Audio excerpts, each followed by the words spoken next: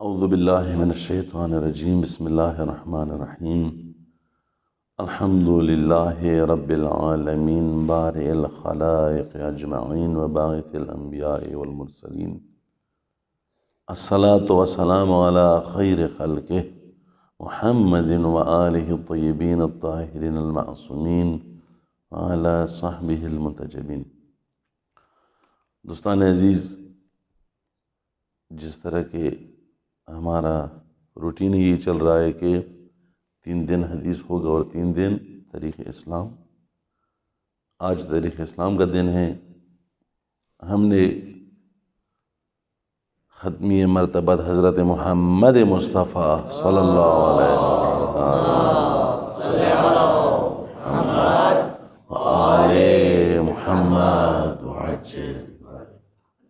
زندگی کا طریقہ آغاز کیا ہے۔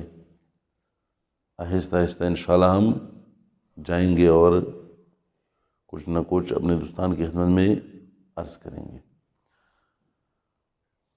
رسول خدا کی ولادت کی مناسبت سے ہم نے یہ کیا تھا کہ جب رسول خدا کی ولادت ہوئی مکہ میں تو ارہاسات، جس کو عربی میں کہتے ہیں یا فارسی میں ہوشدارہا، تنبیہات، کچھ رونما ہوئی۔ ایوان کسریٰ کے کنگرے گر گئے اور دراڑیں پڑی، جو ساسانی بادشاہوں کی وہ تھی۔ بغداد سے تقریباً 120 کلومیٹر پر ہوگی وہ ایوان کسریٰ۔ اور اسی طرح مکے میں یا پوری دنیا میں جو بھی بت تھے وہ موم کے بل گر گئے تھے۔ ساوا کی جو جھیل تھی یا دریاچہ تھی وہ خشک ہو گئی تھی۔ آتش کدہ فارس وہ خاموش ہو گئی، 1000 سالہ جو جل رہی تھی۔ آج ہم آگے بڑھتے ہیں۔ رسول خدا تقریباً بعض روایات کی بنا پر اپنے والد گرامی کے موت سے 2 مہینے پہلے اس دنیا میں تشریف لائے تھے، یا بعض روایت کے بنا پر رسول خدا جب اس کا والد اس دنیا سے چلا گیا 2 مہینے کے بعد اس دنیا میں تشریف لائے۔ اس کا اپنا ایک الگ داستان ہے کہ وہ کس طرح اس کی موت واقع ہو گئی، وہ انشاءاللہ آگے پڑھیں گے۔ آج ہم نے یہ کہنا ہے کہ رسول خدا جب اس دنیا میں تشریف لائے تو ان کے دادا جناب عبد المطلب نے ان کے لیے 7ویں دن دمبا ذبح کیا، بھیڑ ذبح کیا۔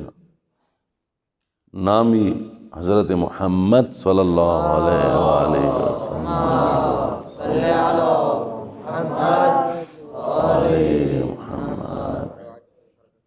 نام یہی رکھا۔ لیکن سب سے اہم مسئلہ جو آج میں ذکر کرنا چاہتا ہوں، شاید کافی دوستوں کے لیے یہ مسئلہ کسی حد تک روشن نہ ہو، واضح نہ ہو، وہ یہ کہ ہم تاریخ میں پڑھتے ہیں کہ رسول خدا کو چونکہ جناب آمینہ بنت وہب سلام اللہ علیہا کی دودھ کی کمی کی وجہ سے یا نہ ہونے کی وجہ سے ان کو دائی حلیمہ کے سپرد کیا گیا۔ اس کے علاوہ بھی کہتے ہیں چونکہ مکہ میں وبا آئی تھی، ایک بیماری آئی تھی، اور جناب رسول خدا کی دادا چاہتے تھے کہ یہ محفوظ رہے، تو اس کو وہاں سے مکے سے نکال دیا، دائی حلیمہ کے سپرد کیا۔ یا بعض یہ بھی احتمال دیتے ہیں کہ چونکہ عرب لوگ اپنے بچوں کو دیہاتوں میں بیچتے تھے، چونکہ ان فصاحت و بلاغت وہ محفوظ رہے، اور وہی سے فصیح و بلیغ ہو کر تقریباً کافی سارے یہ چیزیں ہیں اس میں۔ لیکن میرے خیال میں یہ ہوتے یا نہ ہوتے اس کی میں ابھی نہ تردید کرتا ہوں نہ تائید۔ سب سے اہم مسئلہ وہ یہودیوں کا خطرہ تھا۔ اب اس میں میرے خیال میں شاید کم گفتگو ہوئی ہو۔ سب سے اہم مسئلہ جناب عبد المطلب کے لیے رسول خدا کو یہودیوں سے بچانا تھا، چونکہ سورہ بقرہ میں بھی ہے، سورہ انعام میں بھی ہے، الذین آتیناہم الکتاب، وہ لوگ جن کو ہم نے کتاب دے دیا، یعرفونہ، وہ رسول خدا کو جانتے تھے، کس طرح؟ کما یعرفون ابناہم، اس طرح رسول خدا کو جانتے تھے جس طرح اپنے بچوں کو، اپنے بیٹوں کو پہچانتے تھے۔ اب دیکھیں قرآن کی صراحت ہے، سورہ بقرہ میں بھی ہے اور سورہ انعام میں بھی ہے۔ جب یہ صراحت ہے قرآن کی اور تاریخ میں بھی ہے کہ اس کو رسول خدا کو، جناب رسول خدا کو مدینے سے، مکہ سے نکالنے کے لیے یہودیوں کی خطر سے نکالا گیا تھا، چونکہ یہودی وبال جان بنی تھی۔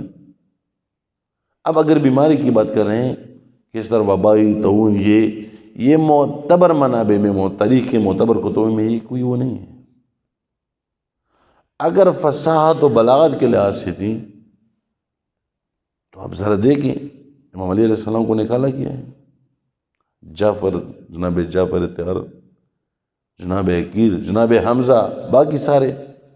اگر یہ مکے والوں کی قانون تھی کہ چھوٹے بچوں کو وہ دیتے ہیں کہ باہر جاتے ہیں، کسی دائیا کے سپورٹ کرتے تاکہ وہ فصاحت اور بلاغت حفظ ہو، یہ تو کسی تاریخ میں نہیں آیا ہے کہ جناب حمزہ کو، جناب جعفر تیار کو، جناب عقیل کو، جناب مالک کو، کافی سارے، کم سے کم یہ شخصیات جس کو ہم جانتے ہیں، یہ بھی اتنی مستحکم بات نہیں ہے۔ وبا کی تاریخ میں کہیں بھی نہیں کہ اس طرح وبا ہی تھی پھر سارے بچوں کو لے کے فلان، یہ نہیں۔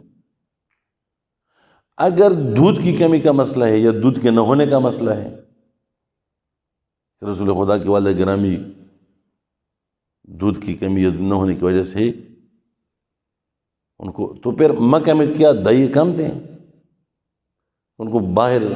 اور دوسری بات یہ کہ دودھ کا مدت کتنا ہوتا ہے؟ 2 سال زیادہ سے زیادہ۔ اب رسول خدا کو 5 سال تک دئی حلیمہ کے پاس چھڑے ہوئے تھے۔ 5 سال کے بعد وہ بھی خود آ کر آئی۔ بعض حوادث اس طرح ہو گئے کہ وہ ڈر گئی کہ ایسا نہ ہو یہ بچہ میرے ہاتھ سے چلا جائے، یہودیوں کی خطر۔ یہودی آخری زمانے کے پیغمبر کے بارے میں جزئیات، چھوٹے سے چھوٹے اطلاعات کو وہ کسب کر چکے تھے۔ قرآن کی تو صراحت ہے۔ اب بچے کو کیسے انسان پہچانتا ہے؟ اپنے بچے کو، اپنے بچے چونکہ چھوٹی عمر سے وہ آپ کے ہاتھوں میں، آپ کے گود میں پل رہا ہے، اس کی عادات کا، اس کی شکل کا، اس کے رونے کا، اس کے ہنسنے کا انداز، اس کے چلنے کا انداز، سب کچھ وہ جانتے ہیں، نہیں جانتے؟ اپنے بچے کا سب جانتے ہیں۔ قرآن صراحت سے فرما رہے ہیں یعرفونہ کما یعرفون ابناہم، اس طرح وہ پہچانتے تھے رسول خدا کی شخصیت کو اوصاف سے، جو اوصاف انہوں نے تورات اور انجیل میں پڑھی تھی، جس طرح کہ اپنے بچوں کو پہچانتے تھے۔ اب یہودیوں کو یہ خطرہ تھا، اور یہ نوید بھی آئی تھی کتابوں میں کہ آخری زمانے کا پیغمبر آئے گا اور باقی سارے شریعتیں منسوخ کی جائیں گی، صرف اس کی جو شریعت ہوگی وہ پوری دنیا پر حاوی ہو جائے گی۔ اور دوسری بات یہ کہ وہ نسل اسماعیل سے ہوگا۔ یہ ان کے لیے بہت مہم نقطہ تھا، یہودیوں کے لیے، چونکہ جتنے بھی یہودی ہے وہ ابراہیم کے ایک اور بیٹے نسل اسحاق علیہ السلام سے ہیں، اور وہ یہ نہیں چاہتے تھے کہ رسول آخر زمانے کا رسول وہ نسل ابراہیم سے آ جائے، نسل اسماعیل سے آ جائے۔ یہود تو نسل اسحاق میں سے تھے۔ اب انہوں نے بہت کوشش کی، اب میں انشاءاللہ اگلے اس میں چونکہ ٹائم زیادہ نہیں ہو کرتا، انہوں نے بہت کوشش کی، میں اس پر انشاءاللہ شواہد بھی پیش کروں گا کہ یہ نور نبوت جس طرح بھی ہو اس یہودیوں میں نسل اسحاق میں منتقل ہو جائے اور یہ نسل ابراہیم تک نہ جائیں۔ اب دیکھیں ان کی اپنی طرف سے کو، لیکن خدا کا تو ایک اور ارادہ ہے۔ اب ان کی کوشش کیا تھی کہ یہ محفوظ رہیں، ان کے لیے اس کے لیے وہ ہر قسم کا کام کرتے تھے، حتیٰ ان کی کوشش یہ تھی کہ یا دو راستے ان کے پاس، یا یہ نور نبوت جس طرح بھی ہو منتقل ہو جائے نسل اسحاق کی طرف اور نسل اسماعیل پہ نہ جائیں، یا اگر یہ ممکن نہیں ہے تو پھر اس کو وقت قبل از وقت کیا کیا جائے، ختم کیا جائے۔ کس طرح؟ جو اوصاف تھے جس شخصیتوں کے بارے میں حتیٰ وہ گمان دیتے تھے کہ فلان آدمی سے یہ وہ اس کا نسل آئے گا، اس کو مار دیتے ہیں۔ ایک واقعہ جناب ہاشم رسول خدا کے جد امجد، وہ بنی ہاشم کا یا مکے کے سردار تھے، تجارت کے لیے جاتے تھے۔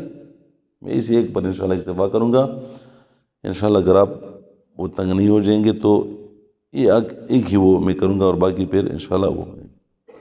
جناب ہاشم کی آپ یہ دیکھیں اہل مکہ تھے، قبر اس کی کہاں پر ہے آپ کو پتہ ہے؟ جناب ہاشم کی قبر کہاں ہے؟ اب اتنا تو پتہ ہونا چاہیے نا ہمیں۔ رسول خدا کے جد امجد کی قبر ہمیں معلوم نہیں ہے، البتہ یہ زیادہ وہ بھی نہیں ہو گیا ہے، غزہ میں ہے۔ کہاں پر؟ اور غزہ کہاں ہے؟ فلسطین میں ہے، جو اتنی لڑائی ہو رہی ہے یہ کیا ہے؟ فلسطین میں ہے۔ اب کیسے یہ جناب ہاشم مکہ کے اور قبر اس کی حتیٰ ابھی تک معروف تھی غزۃ الہاشم، ابھی بھی وہ فلسطین میں ہے جناب ہاشم کی قبر۔ یہ جاتے تھے تجارت کے لیے، توجہ چاہتا ہوں، بہت دقیق آباس ہے بعض، یہ شاید اس نظریے کے ساتھ کوئی متفق بھی نہ ہو، لیکن ہے ایک نظریہ یہ بھی ہے تاریخ میں۔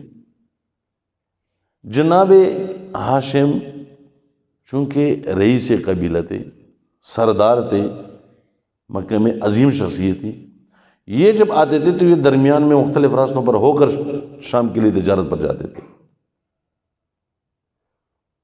تو یہ جب مکہ سے آتے تھے مدینہ میں بھی آتے، مدینہ میں بھی کچھ دن کے لیے ٹھہرتے تھے، وہاں پر بھی کچھ خرید و فروخت ہوتی تھی، اور یہ بہت ہی مدینہ کے لیے ایک اچھا موقع تھا کہ مختلف تجارتی کروانے آتے تھے وہاں پر۔ اور جب یہ جاتے تھے وہاں پر قبیلے خزرج کا ایک رئیس تھا، ایک سردار تھا، اس کے گھر یہ مہمان ہوتے تھے، اور یہودی اکثر جو اطلاعات اور اکثر جو معلومات لیتے تھے رسول خدا کے بارے میں انہی خزرجوں سے لیتے تھے کہ کس طرح ہے حالات، یہ ہے، آیا نئے نبی نے تو ظہور نہیں کیا، فلان یہ کیسے مدینے میں آ گئے یہودی، یہ بھی اپنے لیے دستان ہے، انشاءاللہ وہ بعد میں کہیں ذکر کریں گے۔ اور وہ بھی 7 جگہوں پر اس نے مختلف قسم کے مستحکم بنیادیں ڈالی تھی۔ خود جو قلعے تھے، قلعہ خیبر ایک قلعے کا نام تو نہیں ہے، بہت قلعے تھے، کتنے مستحکم تھے، علی علیہ السلام کے علاوہ کسی کی ضرورت ہی نہیں تھی کہ وہ فتح کرے۔ 39 دن تک مسلمان لڑتے رہے لیکن وہ کوئی فتح ہی نہیں کر سکتے تھے۔ انہوں نے قدس کا راہ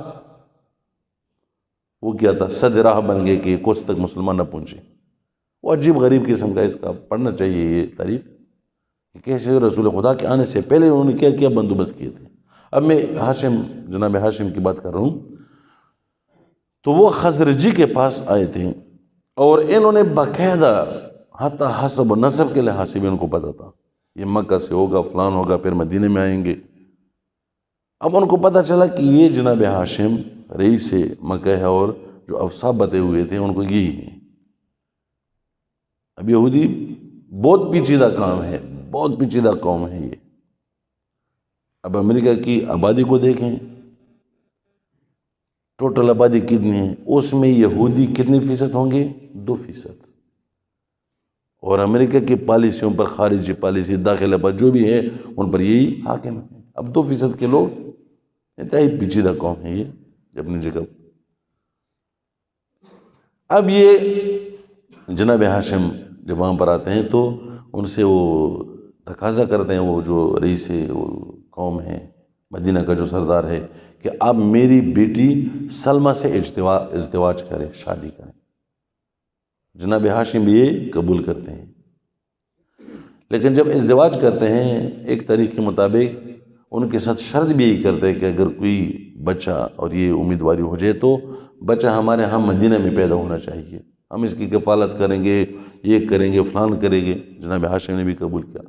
بعض جو روایتیں تاریخ ہیں وہ کہہ رہے کہ جناب ہاشم شادی بھی کی، کافی وقت گزارا، پھر یہ چلے گئے شام کی تجارت کے لیے، اور جب شام جاتے تھے تو اپنی زوجہ جناب سلمہ کو بتایا کہ آپ کی بطن سے خدا مجھے ایک بیٹا عطا فرمائے گا، آپ اس کی حفاظت میں انتہائی نگہداشت کریں، سراحت کی کہ یہود ان کو چھوڑنے والے نہیں ہیں، مجھے بھی پتہ لگ گیا کہ یہود چھوڑنے والے نہیں ہیں، لیکن آپ نے اس کو بچانا ہے، بہت زیادہ تاکید کی۔